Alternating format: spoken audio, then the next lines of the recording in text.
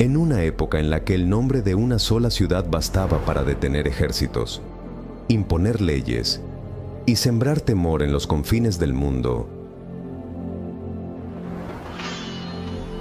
no surgió de la paz ni de la razón, nació de siglos de conflictos y crímenes, y desde ese instante estuvo destinada no a coexistir, sino a dominar.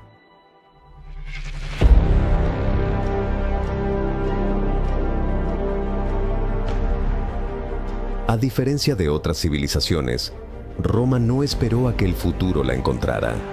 Lo forzó, lo moldeó y reclamó como suyo.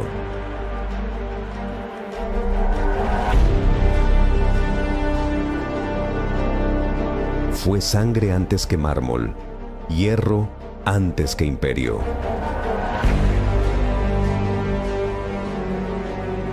Sus emperadores jugaban con la eternidad, y muchos cayeron por atreverse a tocarla. El problema con Roma es que, una vez que entras en su historia, no se puede salir. Está en los cimientos de todo lo que creemos conocer: el derecho, la política e incluso el poder. Y cuanto más la estudias, más te das cuenta de que no terminó con su caída. Es como si aún respirara, esperando el momento de volver. Esta es la historia de cómo una ciudad se convirtió en imperio, y de un legado que aún hoy, más de 1000 años después, no ha sido superado. El Imperio Romano.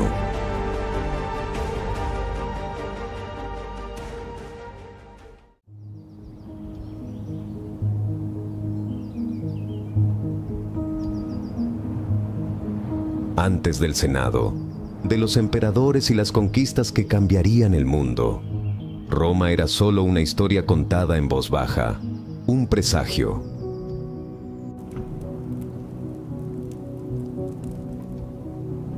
Los romanos creían que descendían de Marte, el dios de la guerra.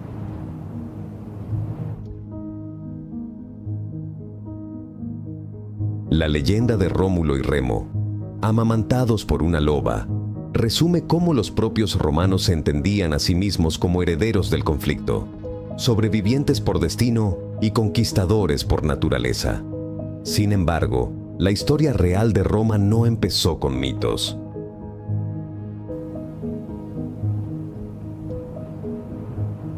A mediados del siglo VIII a.C., lo que hoy conocemos como Roma era poco más que un conjunto de aldeas dispersas sobre 7 colinas, a orillas del río Tíber.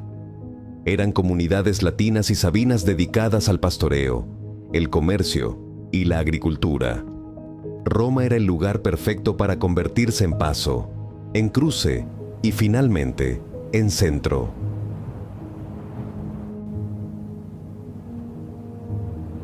Con el paso de los siglos, aquellas aldeas se fusionaron y comenzaron a tomar una forma urbana. Surgió una organización tribal, un liderazgo compartido entre clanes poderosos y, lentamente, una estructura más compleja. Así nació una ciudad que no solo buscaba protegerse, deseaba proyectar poder. Roma no era la potencia militar que todos imaginamos. Era una ciudad comercial, un punto de control estratégico que creció porque supo integrar influencias. Absorbió lo mejor de los pueblos vecinos, los latinos, los sabinos y sobre todo, los etruscos. Su éxito no fue solo militar, fue cultural. Durante los siglos VII y VI a.C., Roma fue gobernada por una sucesión de reyes. Aunque la cronología es incierta, las fuentes romanas, como Tito Livio, mencionan 7 monarcas, algunos probablemente legendarios, otros con respaldo arqueológico. Fue bajo estos reyes cuando Roma dejó de ser una aldea fortificada y se transformó en una ciudad estructurada.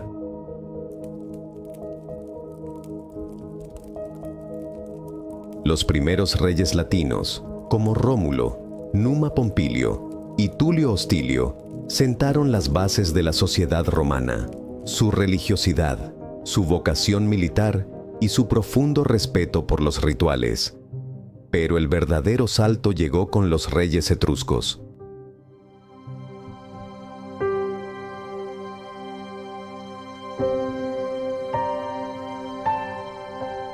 Los etruscos eran una civilización avanzada del norte de Italia. Trajeron consigo el conocimiento de la ingeniería, la planificación urbana, el arte religioso y una visión centralizada del poder.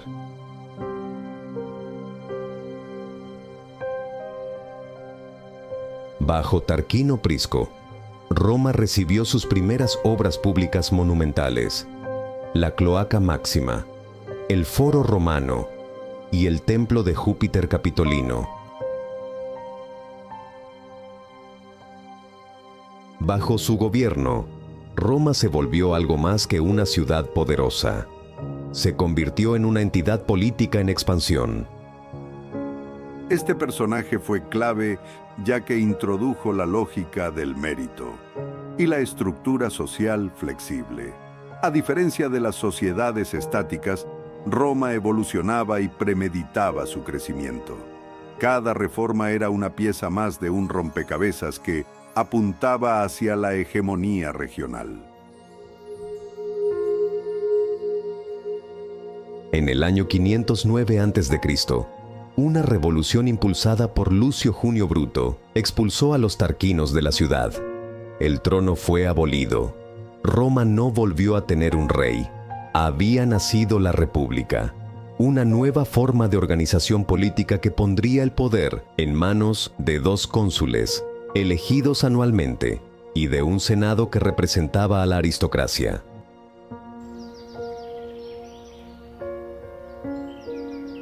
Una ciudad que aprendió rápido a organizarse, defenderse y, lo más importante, a crecer.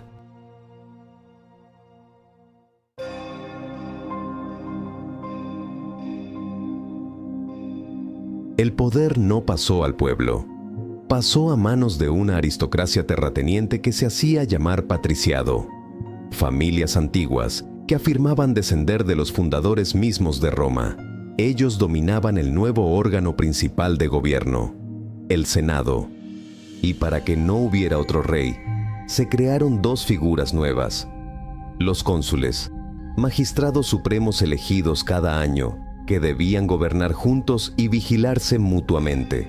Cada uno podía vetar al otro, pero en tiempos de crisis, uno solo podía ser investido con poder absoluto.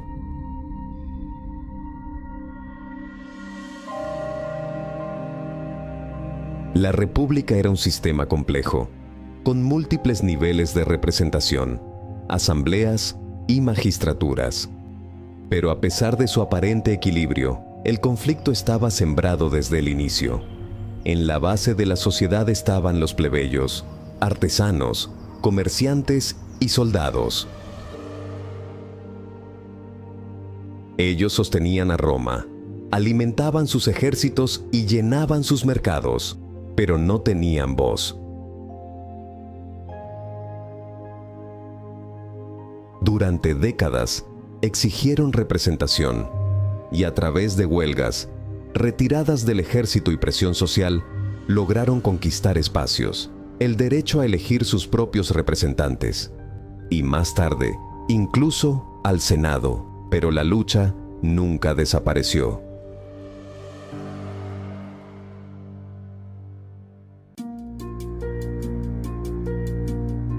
La República Romana fue una maquinaria brillante, pero profundamente desigual. Era como una torre bien diseñada, construida sobre cimientos inestables. Todo funcionaba mientras nadie cuestionara que el poder real seguía en manos de unos pocos. Sin embargo, Roma prosperó. Conquistó primero el Lacio, luego Italia, y más tarde cruzó el mar. En las guerras púnicas, enfrentó al otro gran poder del Mediterráneo, una ciudad comercial del norte de África, rica y sofisticada, que dominaba el mar con su flota y el comercio.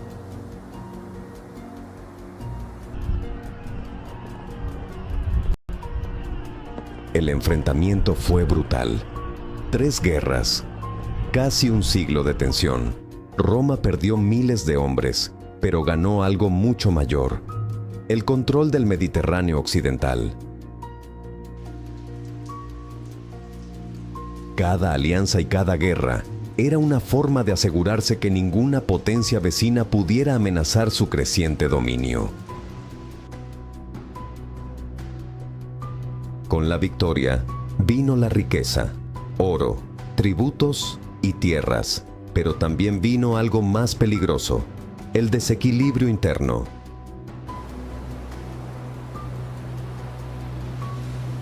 Los soldados romanos, tras años de campaña, regresaban a casa sin tierras ni recursos.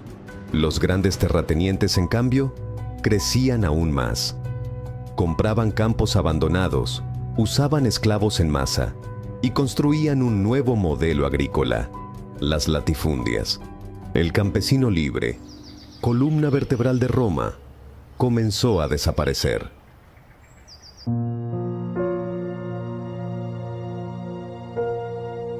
Las conquistas enriquecieron a Roma, pero no a todos por igual. La brecha entre ricos y pobres se volvió insostenible. La república, en teoría fuerte, en realidad era vulnerable, porque ya no defendía a sus propios ciudadanos, defendía privilegios.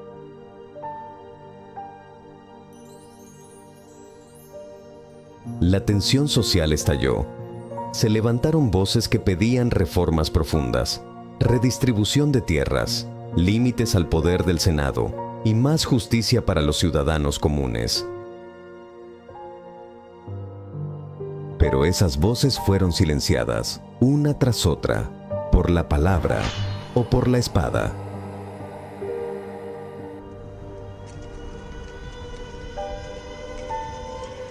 Las calles de Roma vieron violencia política por primera vez. El Senado se volvió un campo de batalla. Las alianzas políticas se hicieron más frágiles y nuevos hombres comenzaron a destacar, no por su apellido, sino por su carisma, su riqueza y su control del ejército. Figuras que ya no respetaban las antiguas normas, hombres capaces de dividir al pueblo, desobedecer al Senado y tomar decisiones por su cuenta. El equilibrio que mantenía unida a Roma comenzaba a tambalearse, y la república, que alguna vez fue la antítesis de la tiranía, se acercaba a una nueva forma de poder.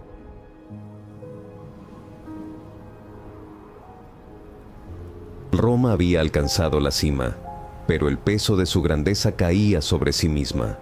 La lucha entre clases, la corrupción de sus instituciones y el culto a los líderes fuertes marcarían el inicio de una nueva era.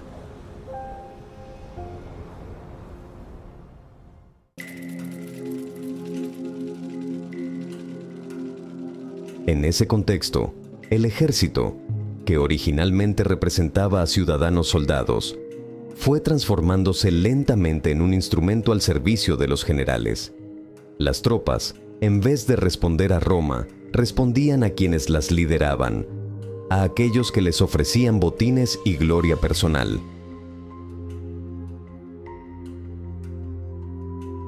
Esta peligrosa lealtad individual hizo que ciertos comandantes comenzaran a ejercer un poder real, paralelo al de la República. Por primera vez, la figura del general carismático, con el respaldo incondicional de sus legiones, se volvió más influyente que el propio Senado. En lugar de cónsules controlados por la ley, Roma empezó a producir caudillos con ambición desbordada.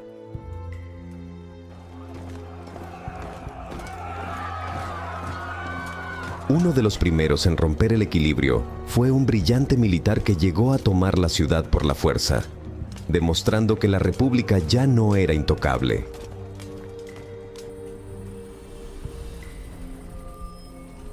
Luego vino otro líder popular que intentó implementar reformas sociales, desafiando directamente a la aristocracia. Ambos enfrentaron feroz oposición, y sus enfrentamientos desataron conflictos civiles.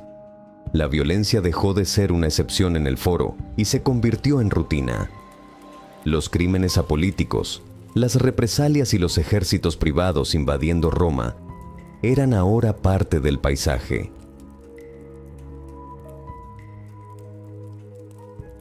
La República se tambaleaba no por enemigos externos, sino por su incapacidad para contener a sus propios líderes.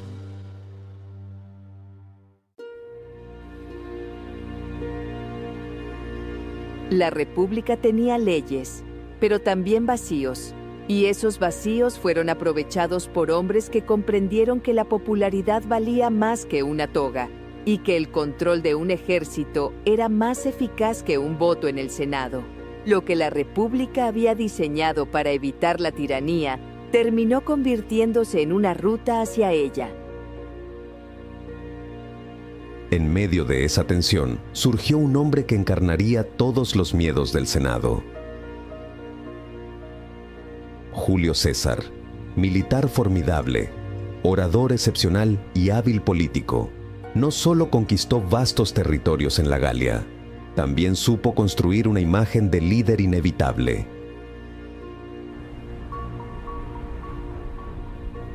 Su éxito militar, su generosidad hacia los soldados y su capacidad de conectar con la plebe urbana lo convirtieron en una figura dominante. Pero el Senado, temeroso de que acumulase demasiado poder, intentó frenarlo. Le ordenaron renunciar a su mando y regresar a Roma sin sus tropas. En respuesta, César tomó una decisión que marcaría el punto de no retorno. Cruzó el Rubicón, el río que ningún general armado tenía permitido traspasar hacia Italia. Ese acto fue más que una infracción, fue una declaración de guerra al orden republicano.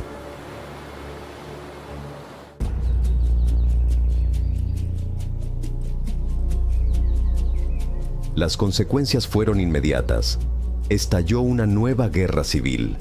César avanzó sin oposición hasta Roma, derrotó uno a uno a sus enemigos y se convirtió en la figura más poderosa de la República. Fue nombrado dictador, primero por un año, luego por 10 y finalmente de por vida. Había concentrado en su persona más poder del que jamás tuvo ningún cónsul. Y aunque seguía hablando en nombre de la República, todos sabían que lo que quedaba era solo una fachada. La figura de César provocaba una fascinación casi religiosa. Era un general invicto, un protector de los pobres y un reformador audaz. Pero para los senadores era una amenaza existencial. Ya no se trataba de defender una constitución, se trataba de sobrevivir a la sombra de un hombre que estaba por encima de la ley. El 15 de marzo del 44 a.C., en medio de una sesión del Senado, un grupo de conspiradores decidió actuar. Lo rodearon y lo silenciaron, creyendo que con su muerte restaurarían la libertad. Pero lo que siguió fue aún más caótico. Roma no volvió a la calma. El pueblo lloró a César, no como a un tirano, sino como a un padre. La inestabilidad se multiplicó, los asesinos huyeron, y un vacío de poder abrió la puerta al siguiente capítulo. Del caos emergió un nuevo nombre: Octavio, joven, calculador y heredero adoptivo de César. Con él surgieron nuevas alianzas temporales. Los enemigos de César fueron perseguidos, los viejos ideales republicanos olvidados, y poco a poco, Roma dejó de tener espacio para la antigua república. Octavio no se proclamó rey. Sabía que ese título era anatema para los romanos. En su lugar, aceptó un nuevo nombre: Augusto el Venerado. No se concebía como un tirano. Era simplemente el primero entre iguales, pero todos sabían que algo había cambiado para siempre.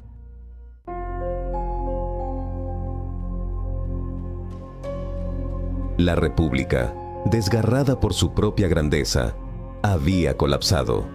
Ya no quedaban cónsules que se vigilaran mutuamente. Ya no había equilibrio entre las clases, En su lugar, se alzaba un régimen donde un solo hombre decidiría por todos, y en nombre de todos, Roma, sin saberlo, ya era un imperio. Augusto consolidó un régimen autoritario disfrazado de continuidad. Controló el ejército, la economía, la diplomacia y la religión. El pueblo lo adoraba por brindar estabilidad después de años de guerras civiles. Las provincias prosperaban, las rutas comerciales eran seguras y los enemigos externos estaban contenidos. Así comenzó la Pax Romana, un largo período de orden y desarrollo que marcaría el punto más alto de la civilización romana. Durante los siglos I y II, Roma se transformó en una red gigantesca de ciudades conectadas por caminos, leyes y una lengua común. La ciudadanía se extendió más allá de Italia, integrando a poblaciones enteras.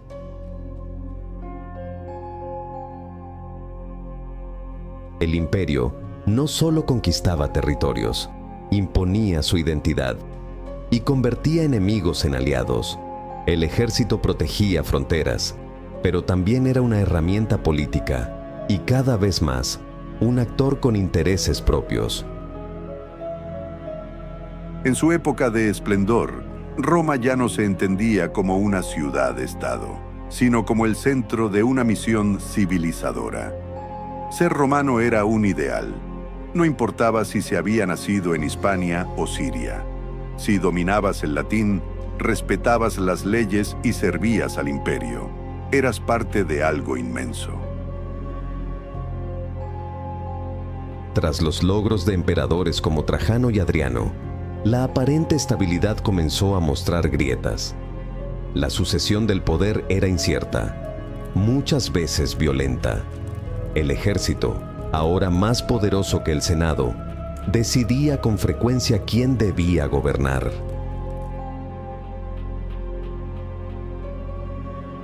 A partir del siglo III, los emperadores se sucedieron a una velocidad alarmante. Algunos reinaron solo semanas antes de ser asesinados. Las fronteras eran cada vez más vulnerables y las campañas militares agotaban los recursos del Estado. La unidad que había sido el orgullo del imperio comenzó a fragmentarse.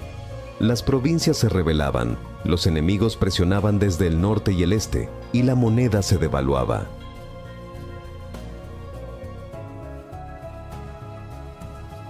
La grandeza de Roma seguía visible en sus monumentos, pero sus cimientos políticos y sociales se tambaleaban. El imperio ya no se expandía, luchaba por no desmoronarse desde dentro.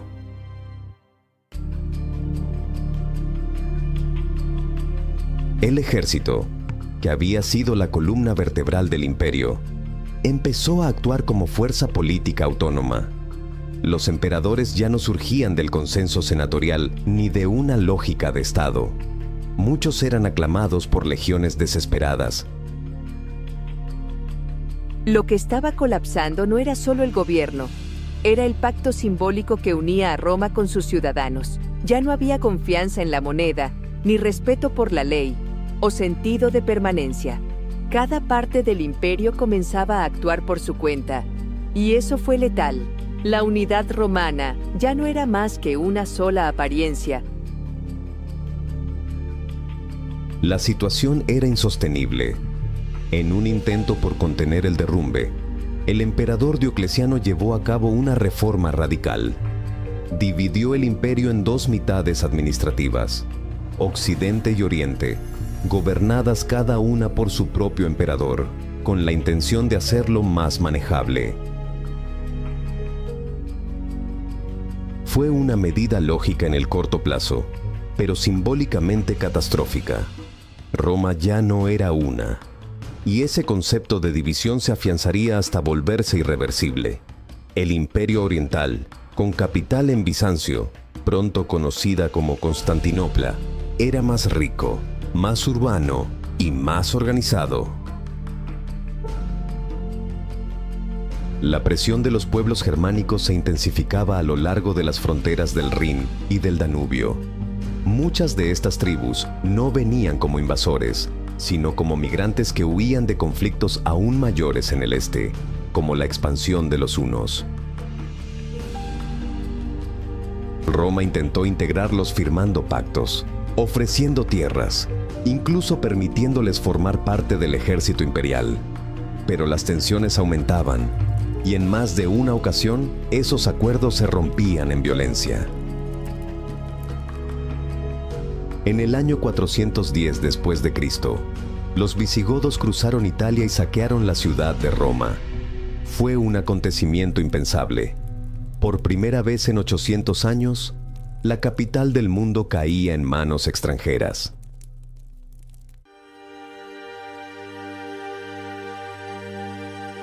El impacto psicológico fue profundo. Aunque la administración romana seguía funcionando desde otras ciudades, algo había cambiado. Roma, la invicta, había demostrado que podía ser vulnerada. En los años siguientes, el desgaste se volvió irreversible. Las autoridades locales comenzaron a tomar el control. Algunos generales germánicos, ya completamente integrados al ejército romano, decidieron dejar de fingir. En el año 476 después de Cristo, un jefe militar de origen érulo llamado Odoacro depuso al joven Rómulo Augustulo, el último emperador del Imperio Romano de Occidente. No hubo resistencia ni protesta. El acto fue casi burocrático. Odoacro envió las insignias imperiales al emperador de Oriente, reconociéndolo como única autoridad, pero sin dejar el poder real. Aquel gesto simbólico marcó el final de una era. Sin embargo, lo que colapsó fue el aparato imperial, no la cultura. Las ciudades no desaparecieron de inmediato.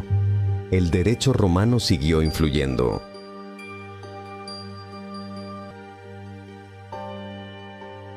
El cristianismo, ya establecido como religión oficial del imperio desde hacía más de un siglo, se convirtió en el nuevo canal de transmisión de la idea romana. Y en Constantinopla, el imperio seguía vivo bajo otro rostro, el bizantino, que duraría casi 1000 años más. En Occidente, los reinos bárbaros adoptaron las lenguas latinas, las estructuras romanas, las costumbres y las leyes. Algunos incluso proclamaron ser los verdaderos herederos del imperio. El ideal romano no fue destruido, fue imitado, tergiversado y absorbido. De sus ruinas no surgió el vacío, sino el molde del mundo moderno.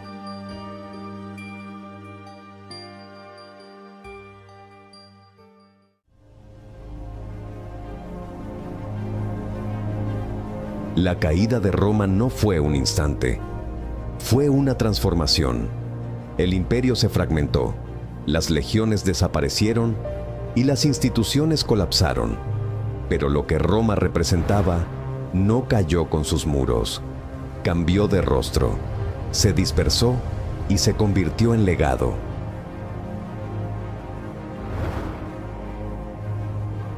Siglos después, seguimos encontrándola en los cimientos del mundo moderno, en nuestras leyes, en nuestra obsesión por dejar huella.